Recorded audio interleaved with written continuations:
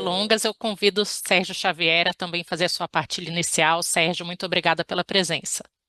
Muito obrigado, Thaís. Queria cumprimentar Leslie, Carol, Heraldo, agradecer é, o, o convite para estar aqui com vocês.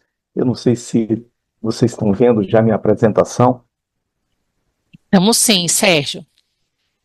Bem, então foi ótimo ouvir a Leslie e a Carol, porque o que eu vou tentar falar aqui é exatamente um complemento e está em plena sintonia. É incrível como a curadoria desse painel conseguiu integrar visões diferentes, mas que estão, de certa maneira, sintonizadas, né? O que eu queria acrescentar ao que já foi falado aqui é como é que o jornalismo se posiciona, né, nesse cenário complexo que foi apresentado, inclusive ligando o global com o territorial, ligando todos os temas, todos os problemas, enfim.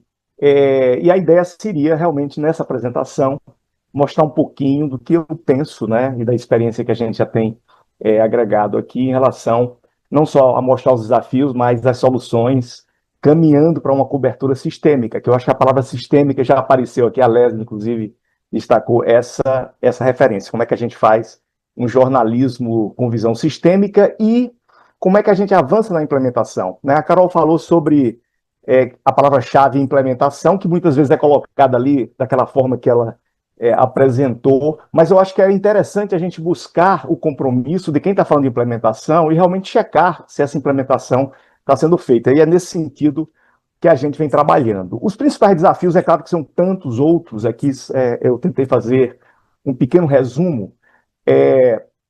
Os desafios são basicamente desafios da complexidade, né, do excesso de informação, da desinformação em escala, um pouco diferente do passado, que era a escassez de informação. Então, a gente hoje tem excesso e complexidade, e muito por conta da inteligência artificial, que já vem corroendo ainda mais a confiança que nunca foi 100%, né, nos veículos de comunicação, etc, etc. A velocidade dos acontecimentos e da própria produção de desinformação é bem maior do que a velocidade de verificação, então o jornalismo está em xeque e precisa usar ferramentas digitais que acelerem processos de verificação.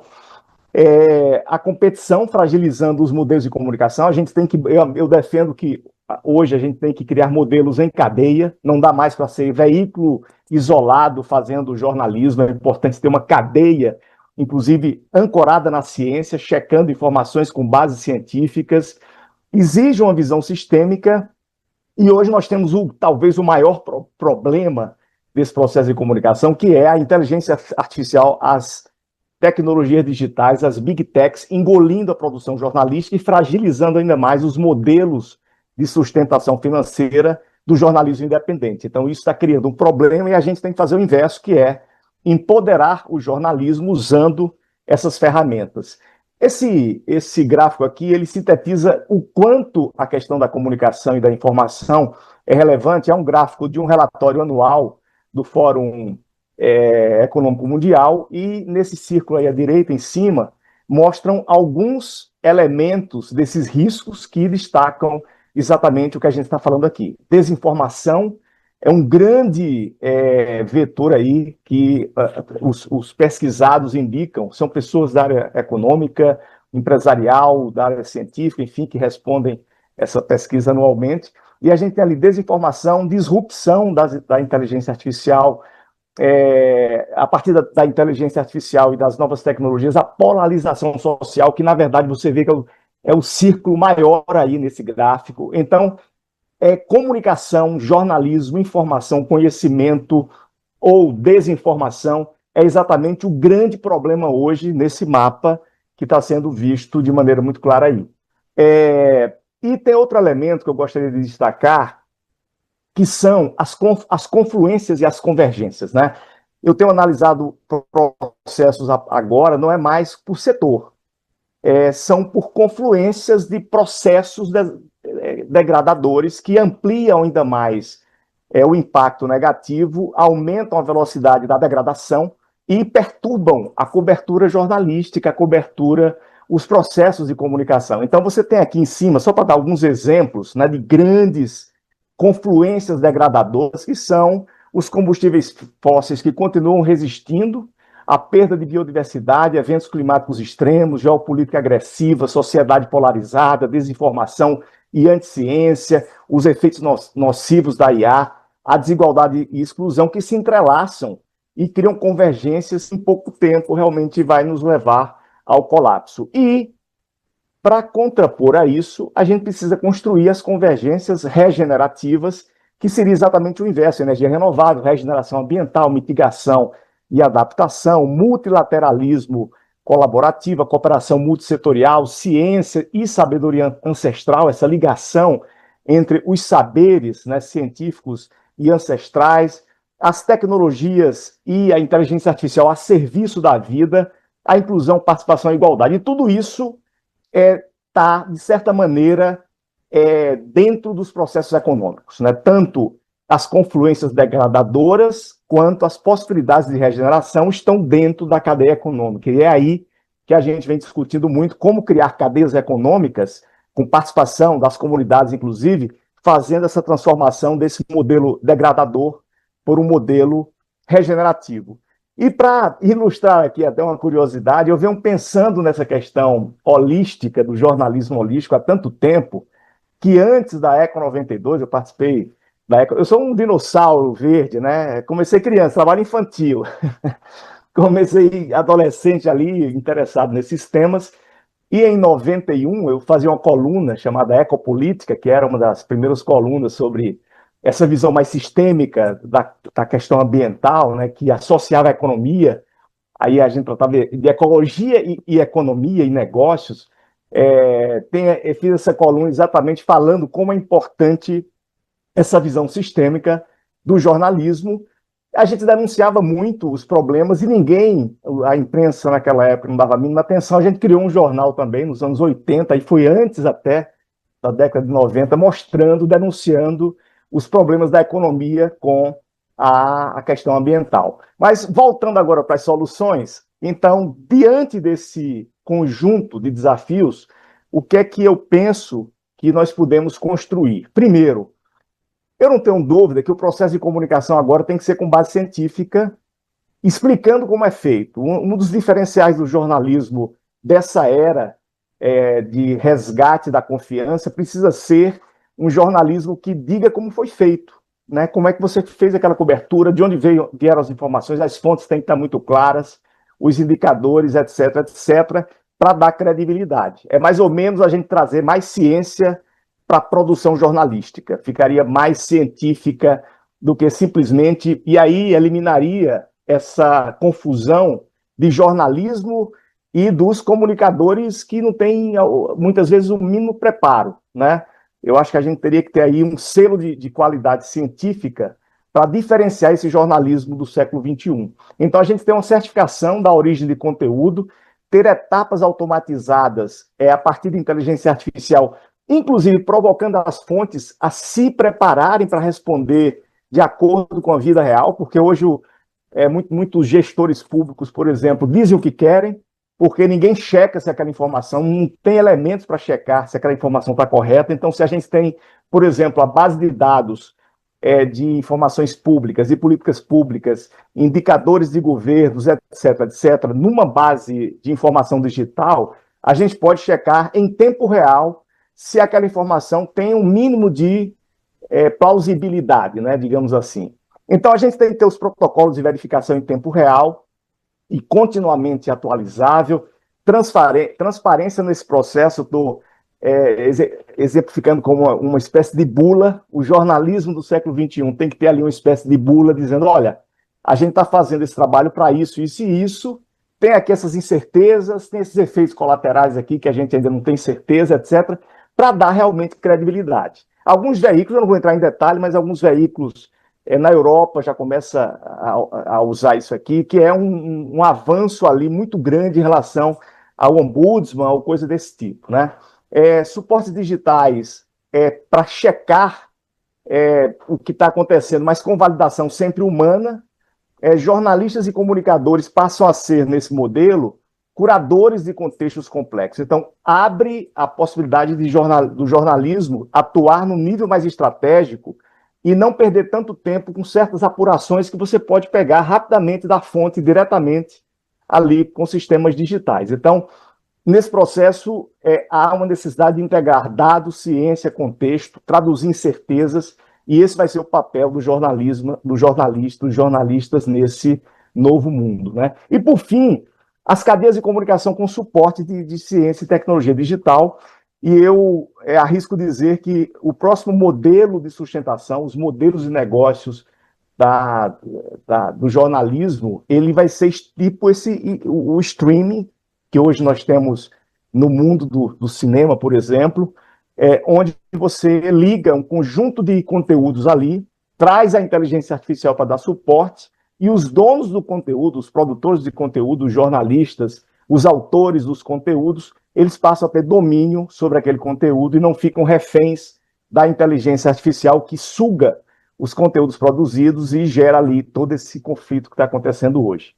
Nesse novo modelo, a gente vê o jornalismo como um sistema de inteligência pública, que não é só redação, né? É infraestrutura de dados, é ciência, é ligação com o território, é uma comunicação totalmente diferente e muito interativa usando todas essas tecnologias novas. É um ecossistema colaborativo que vai atuar em rede, inclusive com vários papéis. Você vai ter cadeias onde tem núcleos de checagem. Então, é interessante ter, de forma colaborativa, suportes ali que podem ser usados por diversos veículos. Então, vai mudar esse modelo. Eu estava lembrando na época que tinha muito entrega de jornal na casa das pessoas, a Folha de São Paulo e o Estado de São Paulo, que são dois jornais concorrentes, criaram uma empresa para entregar, né? Já que entregavam no mesmo lugar, na mesma rua. Então, é um pouco isso que eu vejo no futuro, são empresas que concorrem no nível estratégico, num diferencial, na abordagem, etc., mas no nível básico, juntam recursos, né, e soluções ali para que o custo fique menor e que haja mais segurança no processo. Então, é mais ou menos essa cadeia científico-jornalística que precisa ser criada e teriam 6 camadas, né? A camada da captação multissetorial, com sistemas mais interligados e digitais, para você ter informação muito rapidamente online, vindo de fontes seguras, a validação e a rastreabilidade, a interpretação científica com bases ali, com parcerias com instituições científicas que podem rapidamente confirmar aquela informação, ou você ter bases de dados com todos os relatórios científicos que o próprio sistema confere ali se aquela informação tem cabimento nessa fonte segura, a produção em cadeia, o uso transparente da IA, explicando em que situação usou, se aquela imagem é real ou teve inteligência artificial, e principalmente você ter memória, ter interação customizada de acordo com a necessidade de cada usuário e uma atualização contínua. Memória é importante porque o próprio jornalismo hoje ele perde um pouco essa memória. O cara diz uma coisa há 3 anos e hoje você tem que recompor tudo novamente e muitas vezes a continuidade de um processo ele fica comprometida ali. E todas essas fontes para gerar isso precisam ser interconectadas, né? A gente tem ali as universidades, os dados climáticos, satélite, muita tecnologia, trazendo as informações para as redações de uma forma muito diferente que é hoje. Você tem as políticas públicas todas interligadas, o que as empresas estão fazendo, as comunidades locais com canais diretos de comunicação, os territórios sendo ouvidos diretamente no sistema, as ONGs especializadas, portanto, fontes interconectadas, que você tem todos os olhares, todas as informações ali, de forma contínua inseridas no sistema. Para terminar, aqui é o que a gente está fazendo hoje no Fórum Brasileiro de Mudança do Clima, discutindo a implementação. A implementação ela vai ajudar a nós discutirmos a vida real, na vida real, se o que foi prometido está sendo feito, né? Então, a gente encontrou uma maneira de, primeiro, considerar o território como âncora. E nós pensamos 4 aspectos que são fundamentais nesse processo de implementação. A metodologia, como é que você vai implementar esses acordos todos, essas políticas todas, o plano clima, que são muitas coisas interligadas, né? A governança, como é que a governança vai ser? E hoje nós temos a base do Comitê Interministerial de Mudança do Clima, que ajuda nessa governança sistêmica, são 25 ministérios, e a gente está sugerindo que os estados e municípios também repliquem esse modelo.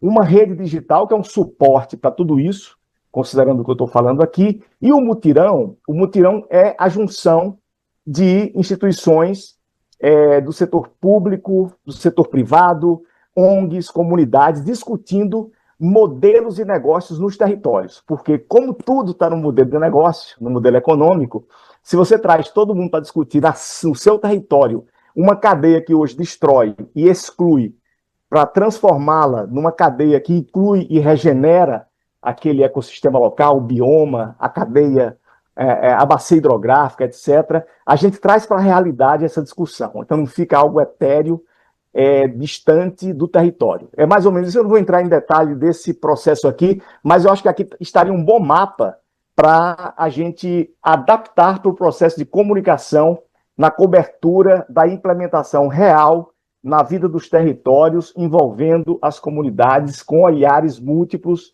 de todos os setores. Para terminar, a gente está criando, tudo que eu estou dizendo aqui, a gente está transformando num sistema, num protótipo, né, digital. Então, esse mapa aqui parece complexo aqui, mas ele se baseia. O meu filho é músico e estava produzindo outro dia uma música, e eu olhei o programa, e o programa tem essas camadas, né? São linhas, para cada linha você tem ali como se fosse um maestro orquestrando isso, e eu usei essa referência para programar esse protótipo aqui, onde nós temos, na primeira linha, a cadeia econômica que você quer transformar. Então, aqui você tem todos os elementos da cadeia econômica, você tem todos os projetos que têm a ver com esses elementos, que o sistema traz automaticamente. Então, projetos municipais, estaduais, federais, empresariais, vem tudo para cá. As ações e tarefas para fazer a transformação que você precisa, e esse sistema está baseado na figurinha anterior que eu mostrei. E, por fim, as oportunidades econômicas que essa transformação gera. Inclusive, reunimos com o Sebrae semana passada para que o Sebrae entre nesse processo, determinando como as empresas, as pequenas empresas nos territórios podem entrar nisso. Então, aqui você tem um mapa geral, mas como é muita coisa, a gente criou um sistema, uma ferramenta que você conversa com essa base, pergunta o que você quer, e já vem aquelas respostas que vocês conhecem, só que respostas em cima de questões muito práticas e territoriais, e mostrando ali, gerando aqui, para terminar essa última tela, uma resposta que dá o mapa da implementação, o passo a passo, a linha do tempo do que precisa ser feito para aquilo que você está discutindo ser implementado. E aqui também você encontra um panorama geral, as projeções no território, se nada for feito, e vai ajudando aquela conscientização que Leslie falou. Eu, enfim, termino por aqui. Eu não sei, eu não estou tendo feedback aqui, Thaís, do tempo, mas... Já está esgotado, Sérgio, mas te agradeço muito. Conclua as suas palavras e eu já contextualizo.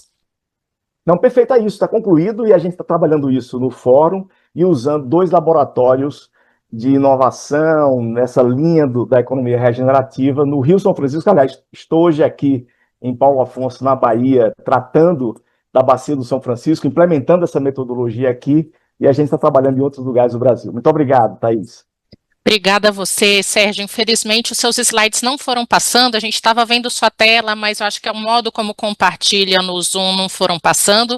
A gente optou por não te interromper, como o tempo estava curto e foi possível compreender a mensagem, a boa mensagem principal que você trouxe, mas eu te convido a depois, se puder, compartilhar com o Sustem com os slides, e a gente se compromete a publicar, se você autorizar, claro, Sérgio, no site, no Instagram, porque daí ao revisitar a própria mesa, e aí já tem gente perguntando aqui no YouTube, fica gravado? Sim, gente, além de transmitir, fica depois o vídeo gravado, a gente coloca a apresentação do Sérgio não só na descrição do vídeo, mas também nos canais de divulgação pós-evento, que certamente a gente produzirá materiais aqui para o Instagram e para o site do Sustencom.